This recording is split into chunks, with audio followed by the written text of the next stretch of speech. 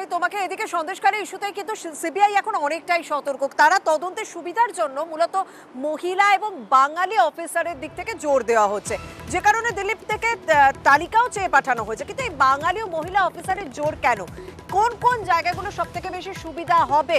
আমাদের প্রতিনিধি অর্পিতা আমাদের সঙ্গে রয়েছেন। অর্পিতা, হাইকোর্টের নির্দেশের পরেই এবার তৎপর সিবিআই এর আধিকারিকরা, তার কারণ গতকাল দিল্লির সদর দপ্তরে এই হাইকোর্টের যে অর্ডার কপি, সেই অর্ডার কপি পাঠানো হয় এবং গতকালই অ্যান্টি করাপশন ব্রাঞ্চ বা ক্রাইম ব্রাঞ্চের সিবিআই কলকাতায় কজন বাঙালি অফিসার রয়েছেন, তাদের মধ্যে মহিলা অফিসার কজন আছেন, তাদের নাম এবং ডেজিগনেশন, তারা কোন পদে রয়েছেন, সেই বিষয়ে কিন্তু জানতে চাওয়া হয়েছে। কারণ ধামাখালি বা সন্দেশখালীতে বেশিরভাগই মানুষ, সাধারণ মানুষ, তারা বাংলায় কথা বলেন এবং ফলে এই সিবিআই এর যে বাঙালি অফিসার এবং যারা মহিলা বাঙালি অফিসার, তাদের কিন্তু তদন্ত করতে গিয়ে যথেষ্ট ভূমিকা থাকবে, কারণ তারাই মূলত অভিযোগকারিনীদের সঙ্গে তারা কথা বলবেন।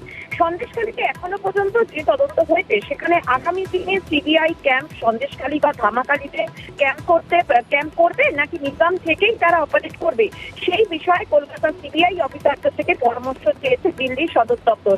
কারণ ধামাখালী বা সন্দেশখালী, সেখানে যে ভৌগোলিক যে দূরত্ব বা সেখানে যে নদী পার হয়ে যে যাওয়ার যে বিষয়টি রয়েছে, সেদিক থেকে সিবিআই ক্যাম্প অফিস কি সেখানে করলেই কি সাধারণ মানুষের সুবিধা, নাকি নিজাম প্যালেস থেকেই অপারেট করা হবে, সেই বিষয়ে তারা এখন অব্দি আলোচনা করছেন। দিল্লির সদর দপ্তরকে এই বিষয়ে